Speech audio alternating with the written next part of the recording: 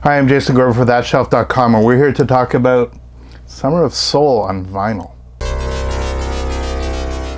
Big shelf. So, everybody watched the Oscars, or worse, watched just clips of the Oscars after the fact, knows that a stupid thing happened. And the most stupid thing of all the stupid things is that it took away the celebration of this incredible movie. There's a stupid thing happened by one of them when he went up and assaulted the host, and another stupid thing that happened when the comedian told a really idiotic and tasteless joke about the collaborators with Questlove. Questlove justifiably is getting a ton of attention for this film. He's ostensibly listed as the director. It's here that it's a Questlove yawn.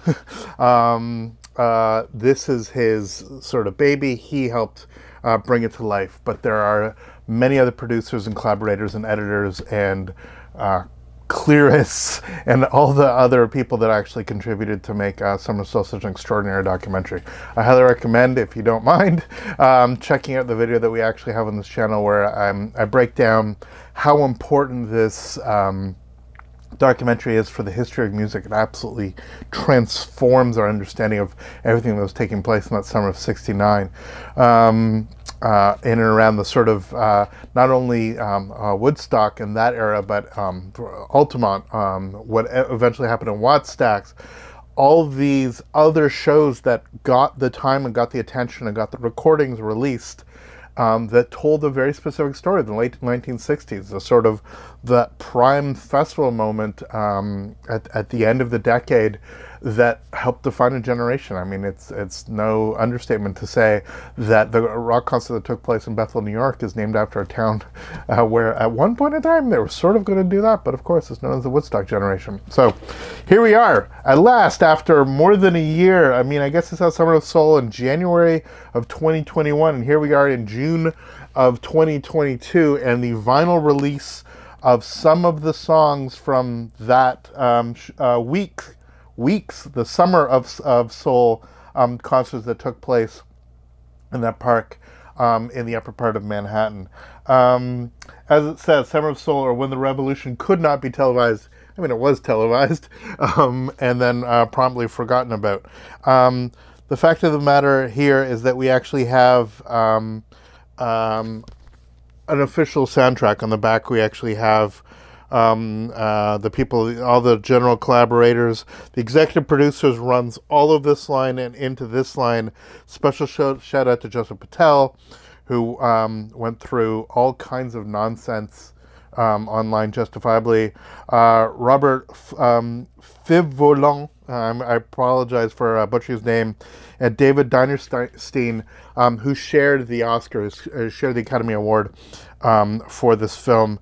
Absolutely incredible, and of course, taking absolutely nothing away from Amir Questlove Thompson, who, as I said, spearheaded the whole thing. So, what do we got on this? We got a hype sticker, a breathtaking chronicle of black culture in a pivotal moment from NPR. Features the Fifth Dimension, B.B. King, Nina Simone, Sly and the Family Stone, and more, with the grand jury prize from Sundance and the audience award for Sundance, but nothing about it winning the Oscar. Guess this was decided before the fact. On the back, what do we got? We have Uptown by the Chambers Brothers. Boom. Why Sing the Blues? B.B. King. Don't You Hear Me Calling to You? The Fifth Dimension. Super, super excited to have this Fifth Dimension stuff. They're absolutely one of the key parts of the documentary. And of course, their version of Aquarius, Let the Sunshine In, the Flash Failures by them. I collect Jesus Christ Superstar. A lot of you know that, but also collect versions of Hair. Their version of Hair, absolutely amazing. And here's a beautiful collision between what was taking place with the African American community and this thing that was taking place on Broadway, meant to be the counterculture, something that itself dealt very much with racial moments of disunity, all kinds of complications. Colored Spade being a key song in that, but they obviously took the poppy version with Aquarius and made it their own. It's absolutely amazing. My Girl by David Ruffin, amazing. Oh Happy Day by the Edwin Hawkins Singers. I think they were the first that I ever heard do the pop gospel thing. I love Oh Happy Day. It is such an incredible psalm. It's this stunning revelatory sound, actually, that the first time that I probably heard that Pentecostal church sound. Sure, I had heard gospel influence things, but that was like straight up, and the fact it was on the pop charts at the time. Melanie obviously did her thing, but the Edwin Hawkins singers, really, really amazing, and the live version is fantastic. And then It's Been a Change by the Staple Singers, transformative, incredible artists. And then Precious Lord, Take My Hand, the Operation Breadbasket Orchestra and Choir featuring Mahalia Jackson and Mavis Staples. One of the most glorious moments in music history is captured in this film. That when you have Queen Mahalia and Mavis singing together, to watch Mahalia literally coax Mavis to the center stage, to not be overwhelmed by being there with her, the woman who absolutely paved the path for her. Here we are decades later, and Mavis Staples continues to be an absolute titan. I Heard It Through the Grapevine by Gladys Knight and the Pips. Of course, more Motown included here. Gladys Knight, in a funny way, in and around this era. This was right before Motown would leave and go to LA. And Gladys Knight was one of the few that sort of stayed in and around the Detroit area. That's talked about a lot in Standing in the Shadows of Motown. So she had the hit. Marvin obviously took it and made it his own. Complicated vision there. But nonetheless, just her inclusion here, super happy. Watermelon Man by Mongo Santa Maria. Now, Herbie's Watermelon Man is amazing. It's actually one of the things that I did in jazz band, stage band in high school, and it's the Sesame Street chorus. It's the 1, 4, 7. Dun, dun, dun, dun, dun, dun. Yeah, I'm singing. I'm sorry about that. But that vibe, that hook, that is so foundational to so much of the stuff I love. It's the same essential changes in Superstar by Jesus Christ Superstar, essentially. But that sort of draw, that lick that Herbie did, first on his original version, then the version that he actually does in Headhunters, where he totally transformed it. And then beside that, you have the hit. One of the reasons that Herbie became Herbie was this Mongo Santa Maria Latinized version of Herbie's song. Absolutely stunning. I'm so ecstatic that it's actually included here. Such an incredibly important piece of musical history, and such an important part for my own love of music is that track. Together by Ray Barretto. Great. New stuff for me. Something that I wasn't familiar with before it came in here. There's some Immortal stuff on here and some stuff that didn't necessarily get the response. It's not like Quill at Woodstock, but nonetheless, something to totally enjoy. And then Hold On, I'm Coming by Herbie Mann. Amazing. It'll be so great. Another cover. Sing a Simple Song by Sly and the Family Stone. Everyday People by Sly and the Family Stone. This would have been, I guess, a week before they went to Woodstock and did the incredible performance they do there. Here, playing to a much smaller and yet much blacker crowd.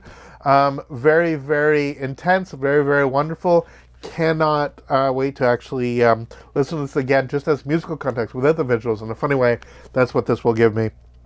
Africa by Abby Lincoln and Max Roach. Okay, ridiculous jazz giants here. Guys going back to the 40s, just absolutely bringing this aspect. And it's so funny because here we are 50-something years later, 54 years, 53 years after the events on here. The time between then and when Max Roach was coming up with Bird and all those dudes in the on 52nd Street and reinventing music, 40s and early 50s. The time between then and them doing it live and now is obviously twice as much. And yet there was a sense of history, a sense of actually music was changing so much during the late 60s that to have somebody like Max Roach really was like beyond being an oldie circuit, and yet, the man could play a hi-hat with more dexterity than almost any modern drummer can do with an entire kit. Max Roach, absolutely giant. And then you have, speaking of giant, just Backlash Blues and Are You Ready by Nina Simone. Such an astonishing performer. Also the subject of an incredible documentary by Liz Garbus. Just to have, this collection of artists alone, this in itself makes a greatest hits. Now, I will be saying something I've been saying since January of 2021. Get us the full show. I don't know how it's going to be nearly impossible, but I would love to have a 50 vinyl set now. However much it'll actually be to get it complete. We got the Woodstock complete set, which was thousands of dollars. Even if it was just digital, every single note that was played during that week, I think is deserving of attention. And to do sort of a massive, let's say a 10 vinyl set for a couple $100, I'm first in line. Let's make that happen, whatever we got to do. Anyway, let's open this up and see what it's like inside. I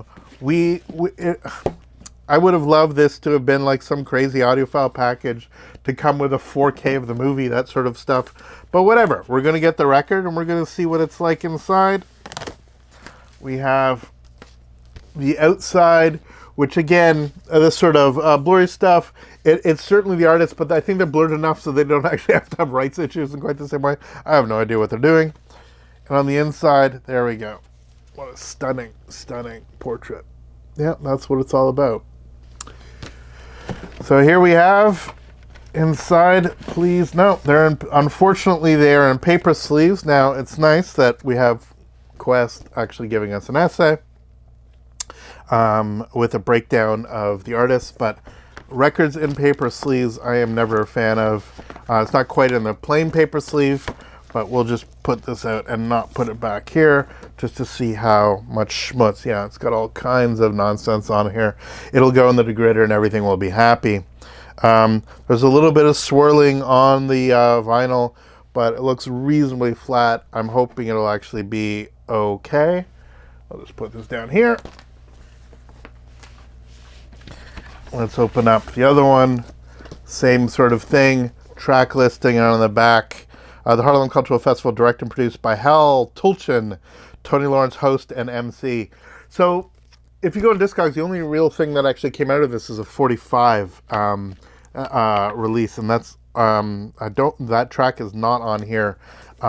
Again, we are deserving of a more complete package that actually sort of dives down, an absolute collector's package for this, given it. The soundtrack produced by the same producers as the film, along with Rob Santos, mastered by, a bunch of people that I've not heard of. It's not like we got a Bernie Grumman or something like that, but I'm still super, super happy to give it. LegacyRecordings.com, which is, if I'm not crazy, a Sony company. The film itself is Hulu, which in Canada is on the Disney Star Plus thing. See, I got schmutz on here. But there we are. There's our record, our Summer of Soul. So absolutely something worth celebrating. I cannot wait to dive into this. I cannot wait to actually relive musically what takes place here, sort of outside of the montage of the film. As much as I love the film and adore the film, it's the music that's the absolute core of it, and being able to embrace this sort of on its own is, for me, one of the great soundtracks of the year already, just based on the track listing. I hope we'll see how it sounds. We'll see how it actually plays out. But there we are. Celebration of Summer of Soul. Boom. Pick it up. And maybe if enough of you buy it, maybe they will do my dream version of the massive collector set. For thatshelf.com, I'm Jason Gorber. Thanks so much for watching. Please subscribe, follow us on social media, leave us comments, do all that stuff. It really does help. So, I didn't bug you before, so I'm bugging you at the end. If you've stuck around, please let us know in the comments what you thought of the video, and tell your friends. We're seeing a dramatic increase in subscribers, and it really, really helps a lot, from film festival coverage to coverage of some of these records. So thank you in advance. All the best, and we will see you next video. Take care.